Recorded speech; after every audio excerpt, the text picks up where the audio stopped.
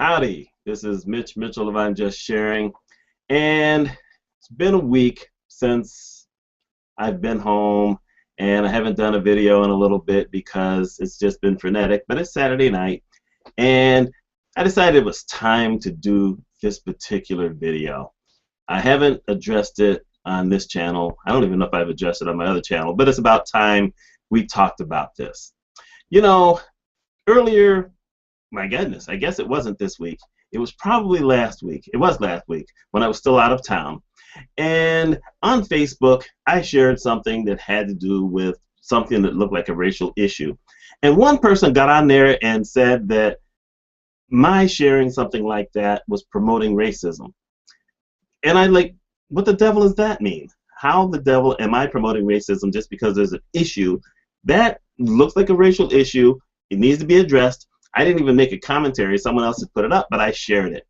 And we kind of went back and forth a little bit, and she got to the point where she decided to unfriend me, which didn't really depress me all that much, I have to say, because it was coming. And then she took the parting shot, saying she couldn't associate herself with a racist. Truthfully, it showed she had no clue what a racist is supposed to be. She was really the racist. She had the nerve to come on my channel and tell me what I should be doing and what I shouldn't be doing. The nerve, the privilege, and the nerve.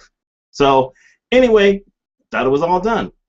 Earlier this evening, someone else decided to put up something talking about what racism is and how we need to stop it. And on his Facebook page, some other guy decided to come out there and start chastising him for it and saying how he was promoting racism and he shouldn't be putting stuff like that out on his page. And I'm thinking, what the devil? And you know what? You just got to get real. Where do some white people get off telling black people, older black people, this guy's in his 50s, I'm in my 50s, what they should or should not be putting on their page? Where do you get this idea that you have the right to tell me what to do in my own space? What gives you the right to tell him what to do in his own space? If you don't like it, don't write about it. Leave. Go away. That's how I feel. You know, I have said that I will talk about whatever I want to on this channel. I will write about whatever I want to on my blogs. I will put up whatever I want to on Facebook. Now, if you want to comment on it, that's fine. If you want to comment on the topic, that's fine. But if you're going to come on and tell me what to do or what not to do, forget you. I'm going to do what I want to do. And we're going to have an issue.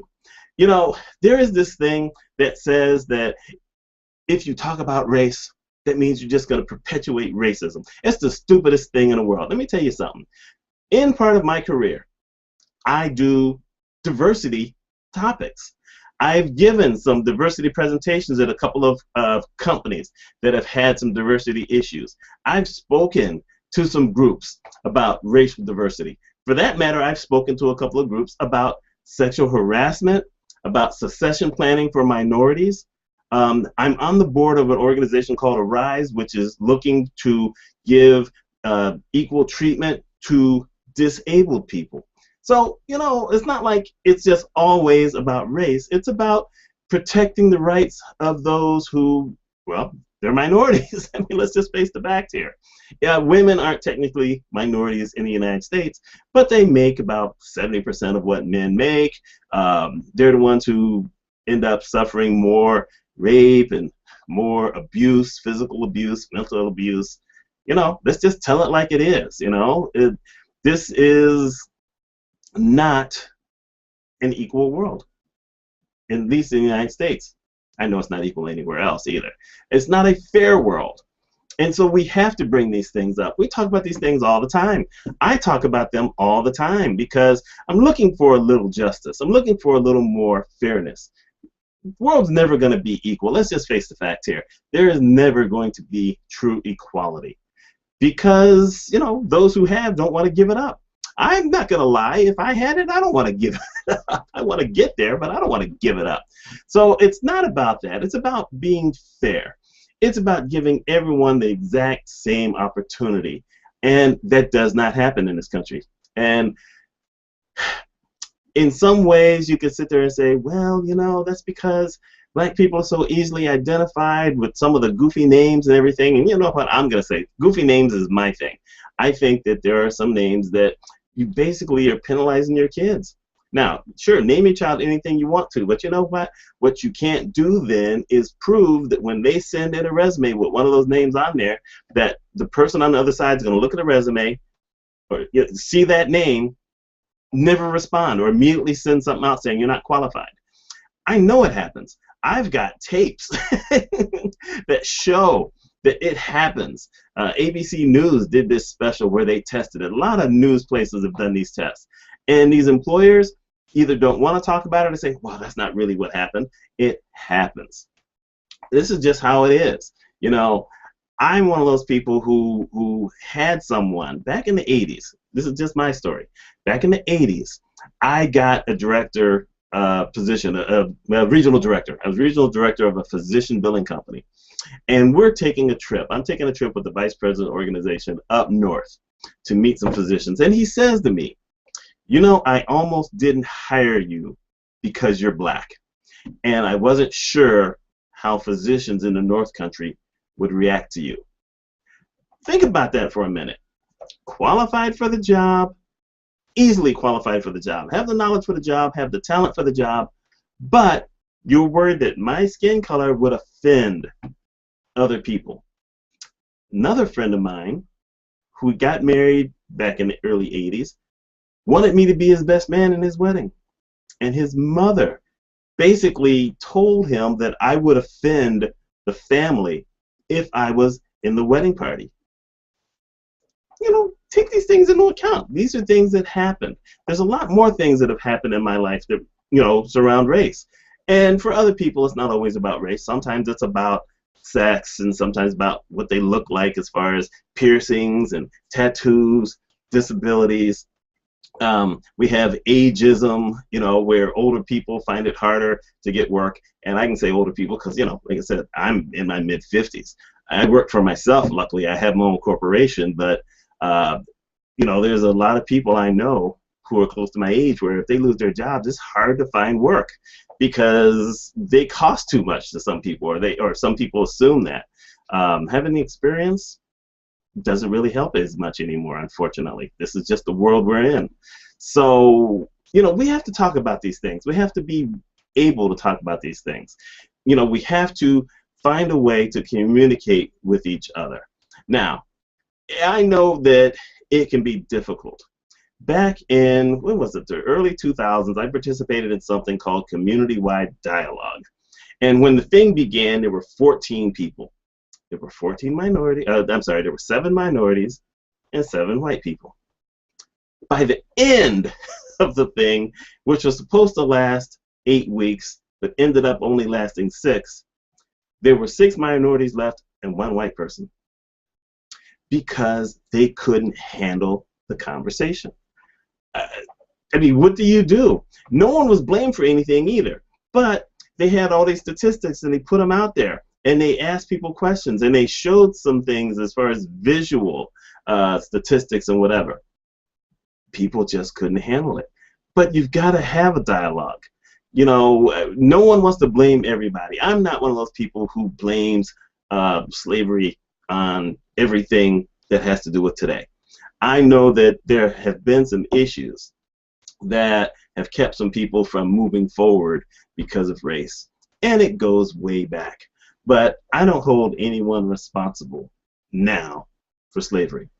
I do hold some people responsible, however, for not acknowledging that minorities have a different issue and perspective on why they can't get jobs.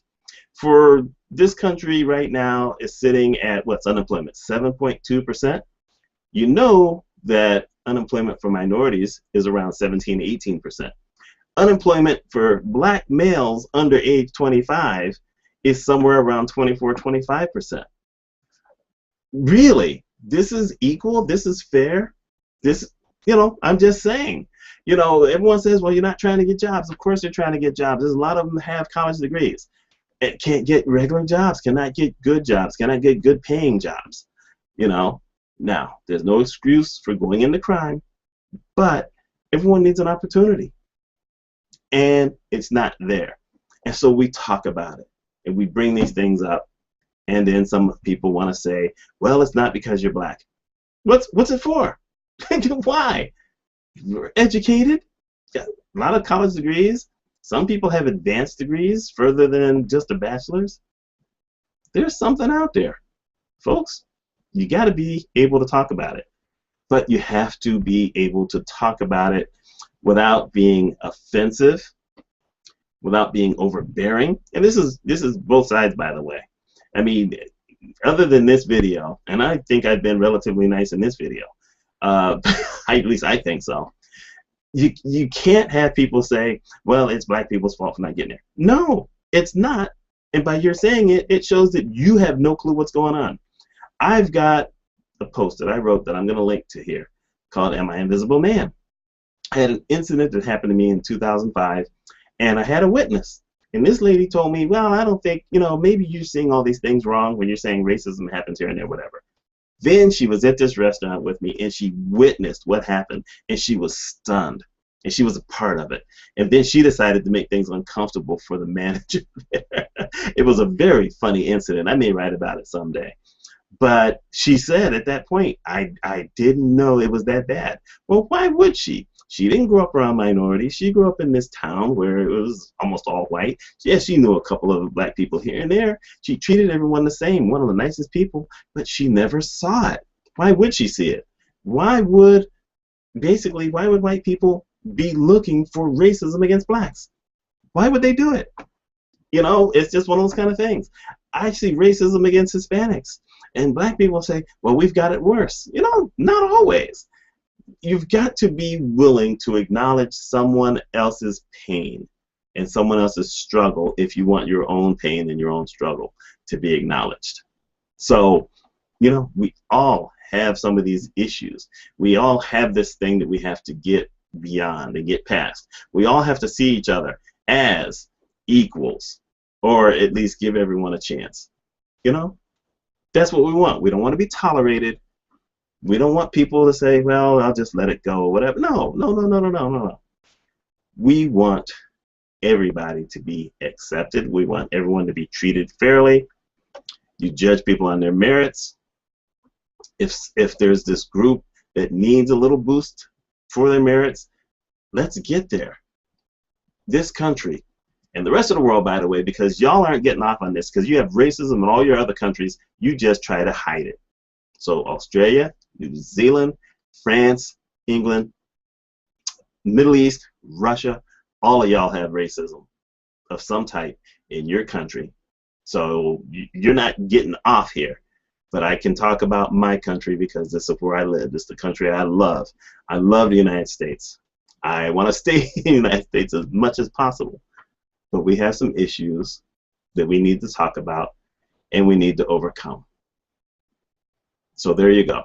This is my take on it. Love to know what y'all think. I open myself up, give you a chance to have your say. If you're a troll, of course, I'm gonna bounce you. So make sure your say has some kind of logic to it, or you know what? You're just not gonna have a say. There you go. There's the price of democracy. Only it's my channel. So if you're a jerk, you won't be there. But I'm not afraid to talk. So let's talk. This is Mitch Mitchell of I'm Just Sharing. See, here I am sharing another opinion. Y'all take care. Hope you've had a great weekend.